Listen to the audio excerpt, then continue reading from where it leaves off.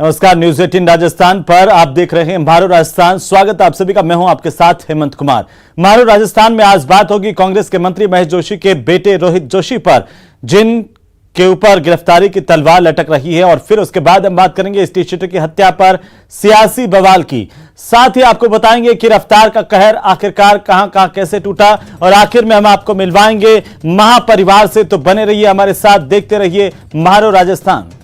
तो चलिए शुरुआत करते हैं और सबसे पहले बात करते हैं मंत्री पुत्र की, जिस पर अब गिरफ्तारी की तलवार लटक रही है। तो क्या रोहित जोशी की गिरफ्तारी अब तय है? क्योंकि रेप केस में फरार चल रहे रोहित जोशी की तलाश में दिल्ली पुलिस जयपुर पहुंची, उसके घर पर नोटिस चस्पा किया और 18 मई को दिल्ली के सदर थाने में पूछताछ के लिए बुलाया है। यह खास रिपोर्ट देखिए।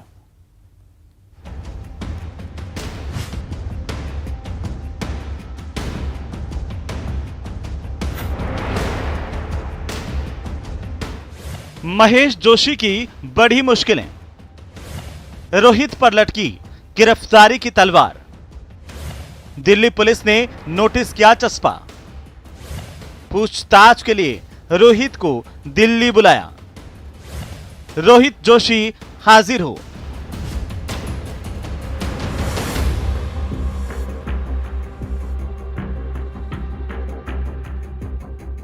इन तस्वीरों को देखिए। कैबिनेट मंत्री महेश जोशी का निजी आवास है और यहां इस नोटिस को दिल्ली पुलिस ने चस्पा किया है। बाकायदा रोहित जोशी, जो कैबिनेट मंत्री महेश जोशी के बेटे हैं, जिन पर रेप के आरोप हैं, उन्हें 18 मई तक दोपहर को 1 बजे दिल्ली के सदर थाने में पूछताछ के लिए बुलाया है। रोहित फरार, चिपकाया इश्तिहार। दिल्ली पुलिस ने 18 मई को पूछताछ के लिए तलब किया। कैबिनेट मंत्री महेश जोशी के निजी आवास पर नोटिस चस्पा किया। कल रात को जयपुर आई थी दिल्ली पुलिस की स्पेशल टीम। महिला जांच अधिकारी की ओर से चस्पा किया गया नोटिस 18 मई को दोपहर 1 बजे दिल्ली के सदर बाजार थाने में पूछताछ के लिए बुलाया। राजस्थान में अशोक गहलोत सरकार के कैबिनेट मंत्री महेश जोशी की मुश्किलें बढ़ सकती हैं। दुष्कर्म के मामले में फंसे उनके बेटे रोहित जोशी को तलब करने के लिए दिल्ली पुलिस की टीम कल देर रात जयपुर पहुंची, जिसके बाद दिल्ली पुलिस की टीम ने महेश जोशी के हसनपुरा स्थित एक निजी आवास पर यह नोटिस जो है चस्पा किया, जिसमें कहा गया है कि रोहित जोशी 18 तारीख को दोपहर 1 बजे तक सदर थाना पुलिस में पेश हों। वे पूछताछ के लिए आए और उनके साथ मुकदमे में जो भी उनके पास कोई रिकॉर्ड्स हैं, जो भी डॉक्यूमेंट्स हैं, वे भी साथ में लेकर के आए।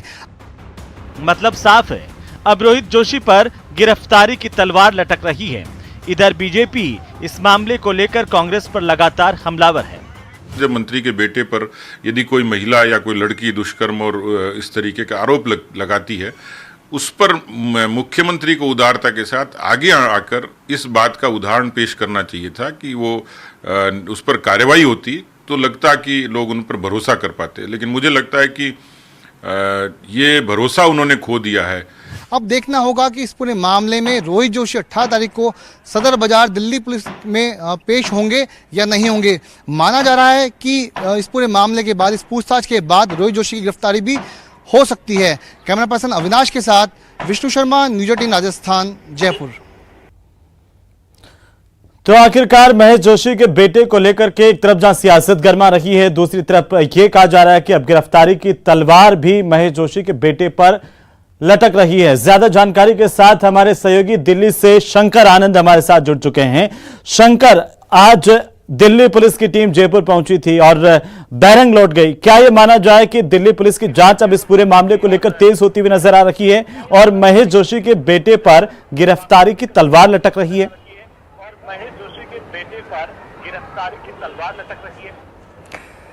देखिए, जिस तरह से रोहित जोशी की अगर बात करें, रोहित जोशी पे काफी गंभीर आरोप लगे हैं।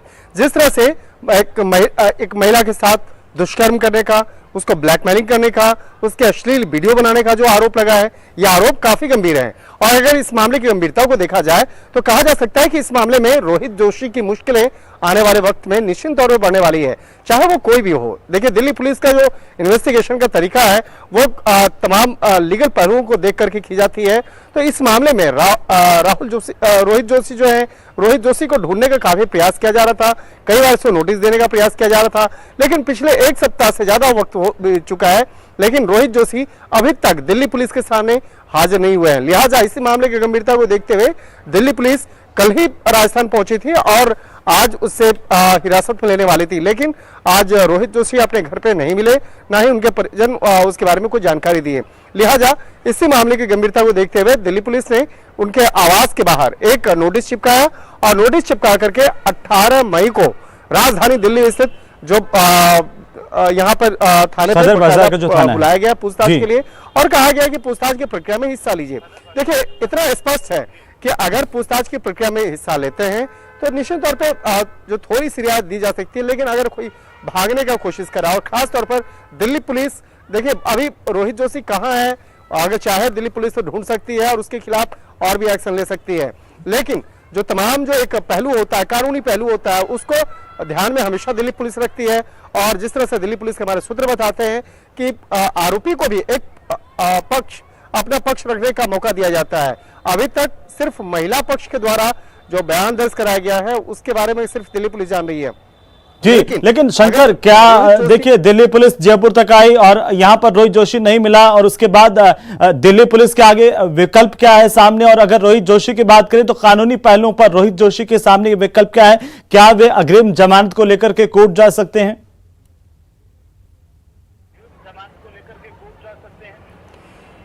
जिन जिन धाराओं के तहत रोहित जोशी के खिलाफ मामला दर्ज हुआ है तो उनको फिलहाल आज अभी अग्रिम जमानत से राहत नहीं मिल सकती है, जैसा कि कानूनी के विशेषज्ञ, जो कानून के विशेषज्ञ वो बताते हैं। लेकिन इस मामले में जिस तरह से वो भागने की कोशिश कर रहे हैं तो देखिए किस तरह से उनकी मुश्किलें बढ़ सकती हैं। इस मामले में अगर आपको कुछ और नोटिस भेजा जाए और पूछताछ की प्रक्रिया में शामिल नहीं होते हैं तो आपके खिलाफ, यानी कि जो आरोपी है उसके खिलाफ एनबीडब्ल्यू जारी किया जा सकता है, यानी कि गैर जमानती धारा के तहत वारंट जारी किया जा सकता है। उसके बाद वो मुश्किलें और ज्यादा बढ़ेंगी। उसके बाद चाहे कहीं भी हो वो भाग नहीं सकते हैं। तो एक तरह से कह सकते हैं ये कानूनी पहलू है। किसी भी आरोपी के खिलाफ अगर वो भागने की कोशिश करता है या तो और ज्यादा सख्ती। बिल्कुल शंकर, आप बने रहिए हमारे साथ में, मैं फिर से आपके पास लौटूंगा। और बहरहाल हमारे साथ जुड़ चुके हैं राजधानी जयपुर से हमारे सहयोगी विष्णु शर्मा फोन लाइन पर। विष्णु, क्या कुछ अपडेट इस पूरे मामले को लेकर के? जब दिल्ली पुलिस जयपुर पहुंची उसके बाद से अब तक की अपडेट क्या है?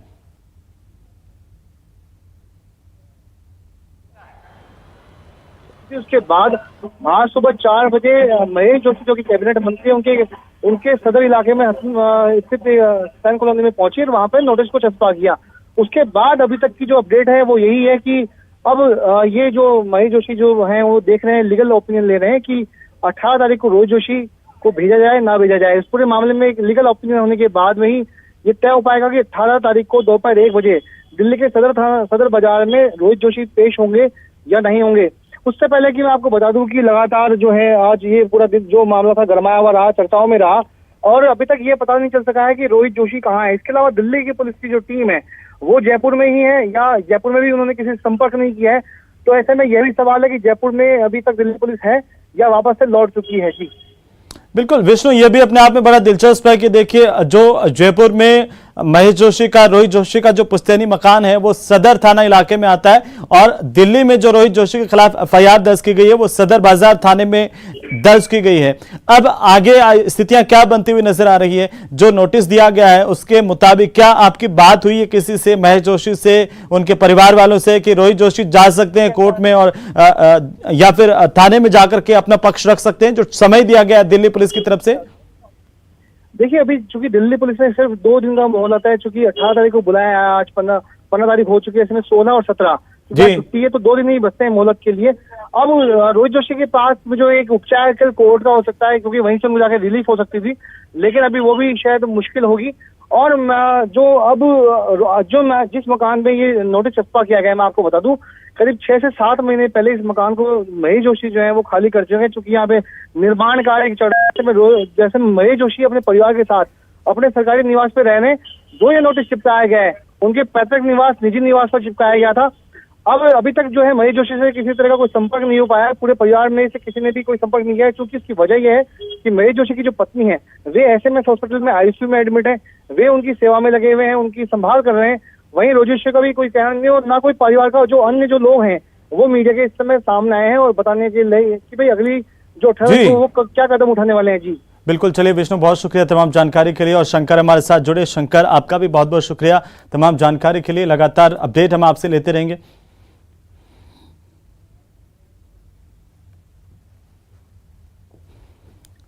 तो रोहित जोशी पर लगातार अब गिरफ्तारी की तलवार लटकती हुई नजर आ रही है। चलिए आगे बढ़ेंगे। नावा के नमक व्यवसायी जयपाल हत्याकांड को लेकर के इस पूरे मामले में जयपाल की पत्नी ने नावा के विधायक महेंद्र चौधरी, उनके भाई साले समेत 8 जनों के खिलाफ नामजद आरोप दर्ज करवाते हुए केस दर्ज करवाया है। वहीं अब विधायक महेंद्र चौधरी का बयान इस पूरे मामले को लेकर के सामने आया है। सोशल मीडिया पर अपना पक्ष रखते हुए विधायक ने कहा है कि इस मामले में निष्पक्ष जांच होने पर सच्चाई सामने आ जाएगी। तो आरोपी विधायक महेंद्र चौधरी ने इस पूरे मामले को लेकर के अपना पक्ष सोशल मीडिया के जरिए सामने रखा है, क्योंकि लगातार आज दूसरा दिन है जब महेंद्र चौधरी पर सियासत गर्मा गई है। एक तरफ जहां विपक्ष का हमला तेज हो गया है इस पूरे मामले को लेकर के, आरएलपी और खुद आरएलपी के जो सुप्रीमो हनुमान बेनीवाल सांसद नागौर से, वो भी लगातार सीबीआई जांच की मांग कर रहे हैं। वहीं मृतक के जो परिजन हैं वो लगातार नावा में धरने पर है। और ऐसे में जो आरोप महेंद्र चौधरी पर लगे हैं उसको लेकर के महेंद्र चौधरी ने सोशल मीडिया पर आकर के अपनी सफाई दी है।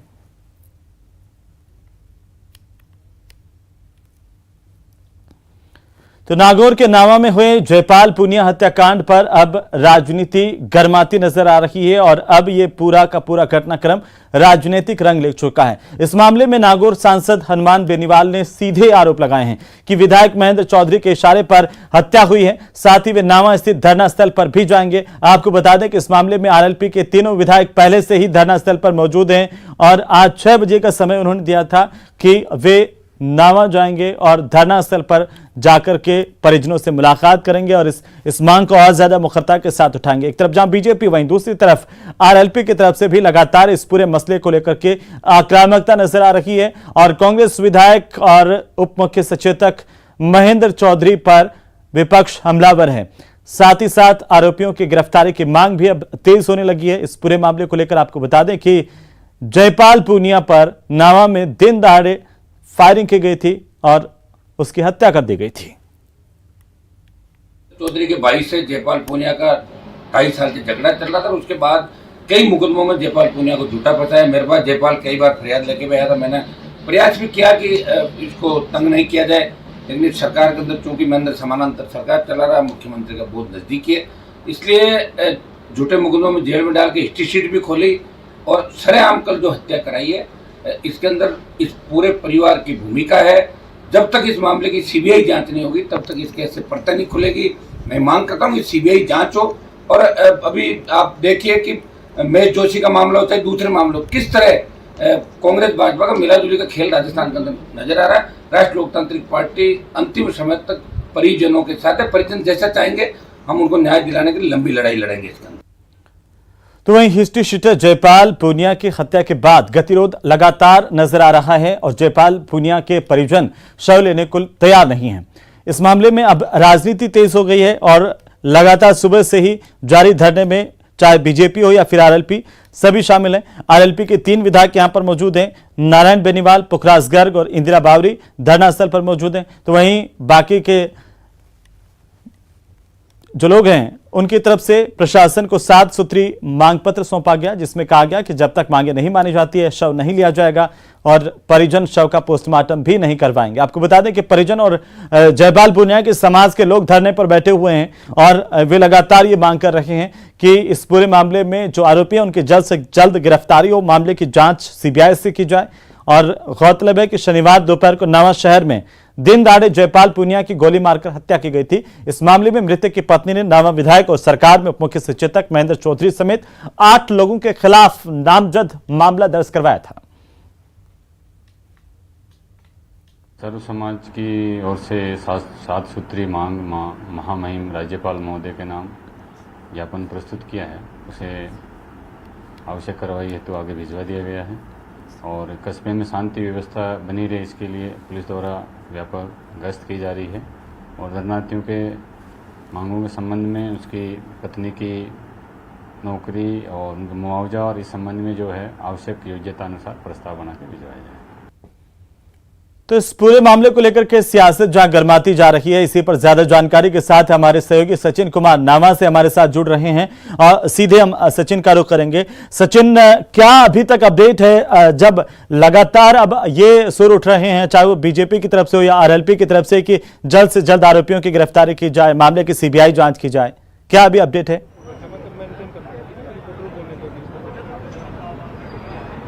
बिल्कुल, देखिए लगातार गतिरोध जारी है। कल दोपहर 2 बजे हत्या हुई थी जयपाल पूनिया की और 29 घंटे से ज़्यादा का समय बीत चुका है, लेकिन अभी तक ना तो परिजनों ने शव लिया है, ना ही शव का पोस्टमार्टम हो पाया है। वहीं दूसरी तरफ जो है सियासत इस ओर जारी है।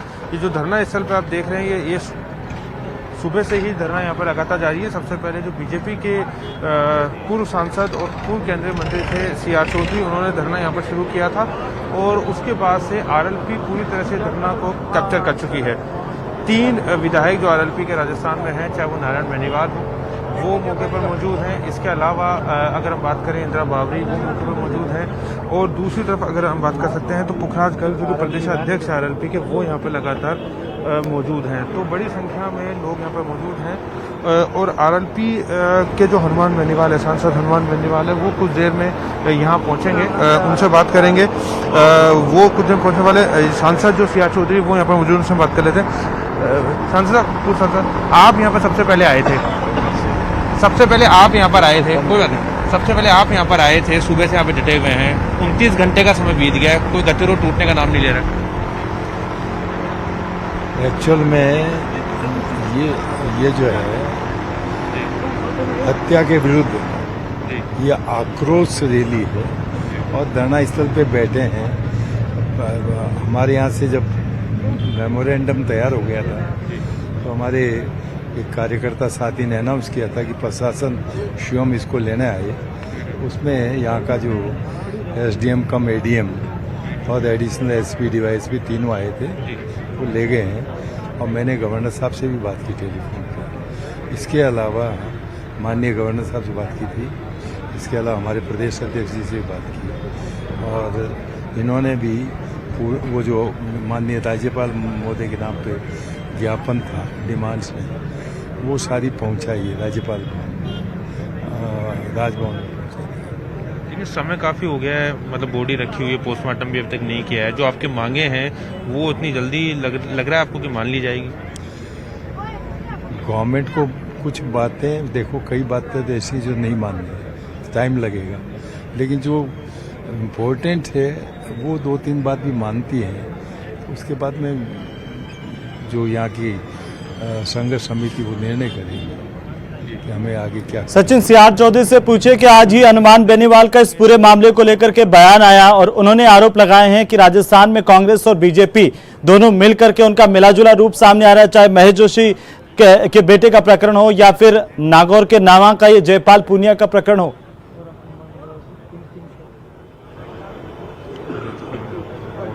बिल्कुल, देखिए मैं CR चौधरी से बात करने की कोशिश करूंगा कि उनका क्या कुछ कहना है। सब यहाँ से जो सांसद है हनुमान बेनीवाल आरएलपी, वो भी लोग यहाँ पे मौजूद हैं। उनका बयान सामने आया कि बीजेपी हो या कांग्रेस हो, दोनों ही मतलब ठीक काम नहीं कर रही, चाहे रोहित जोशी हो या इस तरह की हत्या का मामला।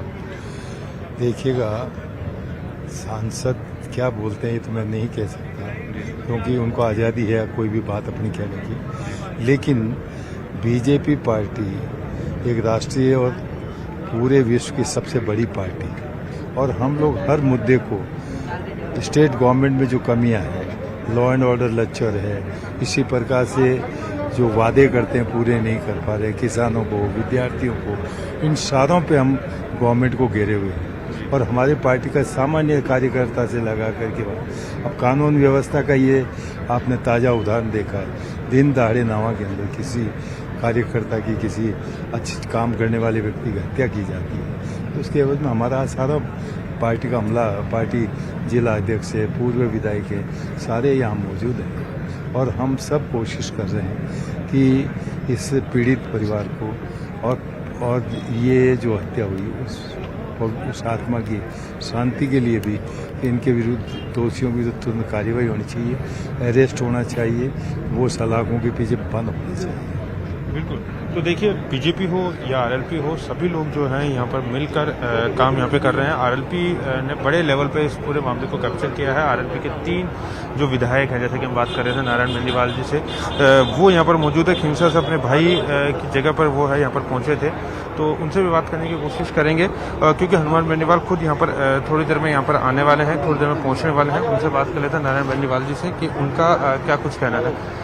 तो सुबह से आप लोग धरने बैठे हैं, अब सांसद हनुमान बेनीवाल भी आने वाले हैं, कोई गतिरोध टूट नहीं रहा, 29 घंटे ज़्यादा का समय हो गया। देखिए, सत्ता में बैठे लोगों का इसके अंदर प्रत्यक्ष रूप से हाथ है, तो ऐसे इतना जल्दी गतिरोध कैसे टूटेगा। न्याय बड़ा दुर्लभ है, और वो भी एक आम व्यक्ति को न्याय मिलना, ये तो मैं धन्यवाद देना चाहूँगा इन लोगों को कि ये जयपाल जी के परिवार के साथ यहाँ कंधे से कंधा मिला के लोग लड़ रहे हैं। न्याय निश्चित रूप से मिलेगा। अभी हमारे सुप्रीमो भी आने वाले हैं, और आगे की जो रणनीति है वो संघ समिति जैसा तय करेगी, हम लोग मिलकर और आगे की रणनीति तय करेंगे। डॉक्टर साहब, कोई परिजनों से आपकी बात हुई, वो आप लोगों के साथ हैं, उनका क्या कहना है? वो भी चाह रहे भाई न्याय मिले, और जब तक न्याय नहीं मिले जो भी संघर्ष समिति तय करेगी उनके साथ में। कौन सी ऐसी मांग जो आप चाहते हैं सबसे पहले पूरी हो? क्योंकि जो आपके 7 मांग पत्र हैं उनमें से ऐसा तो है नहीं कि सरकार सभी मांगों को मान ली जाएगी, जो आप चाहते हैं कि सबसे पहले पूरी हो। एक तो सीबीआई जांच, और दूसरा परिवार को सुरक्षा, परिवार को आर्थिक मुआवजा और सुरक्षा। तो देखिए, सबसे पहले सीबीआई जांच, जो कि जो हत्याकांड हुआ है उस पर सीबीआई जी बिल्कुल सचिन, चलिए बहुत शुक्रिया तमाम जानकारी के लिए, और लगातार अपडेट हम आपसे लेते रहेंगे। बहरहाल आपको बता दें कि खुद हनुमान बेनीवाल यहां पर 6 बजे पहुंचने वाले थे, लेकिन अभी तक नहीं पहुंचे। इंतजार इस बात को लेकर के, और काफी संख्या में लोग लगातार बैठे हुए हैं, मांग कर रहे हैं कि इस पूरे मामले को लेकर के सीबीआई की जांच की जाए, और साथ ही साथ परिजनों के लिए मुआवजे की मांग भी की जा रही है। चलिए आगे बढ़ेंगे, और बड़ी खबर हम आपको बता दें कोटा से, जहां पर कोटा में कांस्टेबल भर्ती परीक्षा के दौरान एक मुन्ना भाई की गिरफ्तारी की गई है।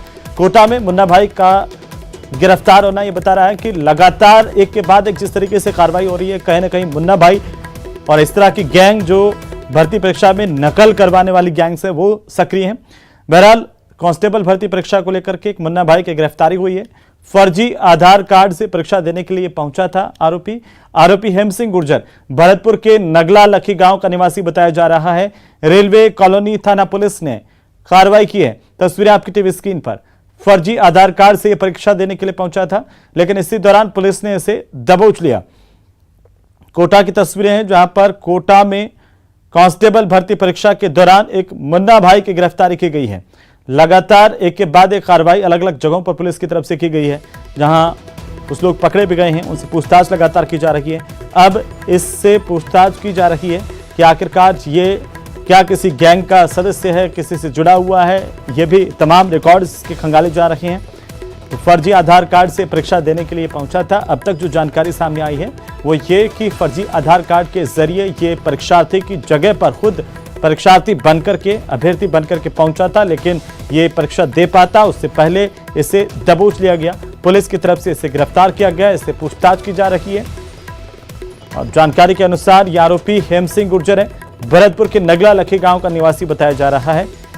रेलवे कॉलोनी थाना पुलिस की ओर से ये बड़ी कार्रवाई की गई है।